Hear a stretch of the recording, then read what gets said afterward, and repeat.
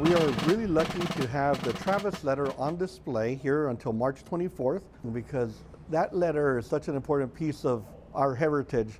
He titles it "To the people of Texas and all Americans in the world. I am besieged by 1,000 or more of the Mexicans under Santa Anna." He talks about being bombarded for 24 hours and not losing a man. But he uses these key phrases: liberty, patriotism, everything dear to the American character. Things that will touch the right buttons in the people living in Texas and in the United States. He ends the letter with "victory or death," a phrase that was used by George Washington at the Battle of Trenton.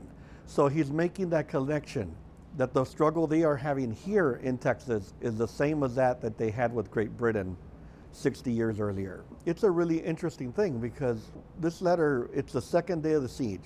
And you can imagine he could probably hear the Mexican army's bugle calls outside. They're constantly being bombarded. So he sends it by courier. So one of our messengers leaves on horseback. He rides straight to Gonzales. And then more copies are made, and then it continues its journey through to the provisional government of Texas, which has been meeting to declare independence, and they start making the decisions of what to do, how to mobilize. People are coming. The problem is, how do you get to the Alamo? On foot or on horseback? And if you are located anywhere outside of town, you're talking about days' journey. And so men start coming to the aid of the Alamo. On March 1st, 32 men from the town of Gonzales will arrive. That boosts morale. More men are still arriving at the town of Gonzales. One of the things is that there's another letter that appears that most people don't see because it was translated into Spanish. And it's a letter from a gentleman by the name of Williamson, better known as Three-legged Willie. He had a wooden leg and he bent the leg that was not working back, so they would count 3 legs. And he was in East Texas with the rest of the government. He was a friend of Travis, and he writes Travis a letter. And that letter basically says, "For God's sake, hold out. Help is on the way."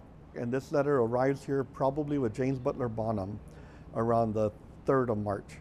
And so when it arrives, there's still 3 days prior to the end. They're still going to hold out as long as they can. When the Alamo falls at the town of Gonzales, there's a force of about 400 men getting ready to march towards the Alamo's aid. You know, if they would have had another day, you know, maybe the story would be different. You know, that letter telling them we're coming. The fact that the Mexican army saw it important enough to ship it south, sent to Mexico City right after the Battle of the Alamo, the fact that they translated it immediately and posted it or printed it right underneath Santa Anna's battle report. So where is that letter? That letter is somewhere in Mexico.